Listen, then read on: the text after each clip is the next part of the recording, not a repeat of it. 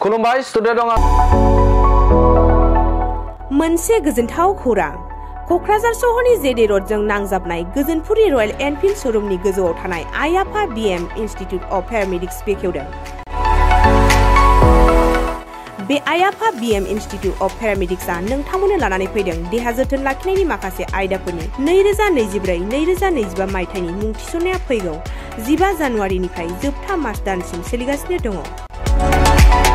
10+2 नि उथ्रिसारनाय बिजाथि एबा फरायसाफोरा बे पेरामेडिक्सआव गावारि सोलोंथाइखौ लानो हागोन। कक्राझार सहरनि गोजोनपुरी एबा गांजिमा बाजारजों नांजाबनाय आइ आफा बिएम इन्स्टिट्यूट अफ पेरामेडिक्सआ नोंथांमोननि थाखाय गोदान मुं थिसननाय आयदाफोरा जादों medical laboratory technology, first aid patient care and assistant nursing, OT technician, ICU technician, radiology technician कर्सखौ 2 बोसोरनि गेजेरावनो आबुं खालामनानै बीएसएस डिप्ल'माखौ लानो हागोन। लोगोसे गासैबो डिप्ल'माखौ लानायनि उनाव सोरखारि साख्रि मोननायनि सुबिदाबो दङ। जुदि नोंथांमोनहा बेफोर कर्सनि थाखाय गोदानै मुं थिसननो गोसो दङब्ला आइ आफा बिएम इन्स्टिट्यूट अफ पेरामेडिक्सनि नैबे जानबुं नम्बर 9395899391 एबा 8638391746 आव थोंजों सुलाद लाहरनो हागोन।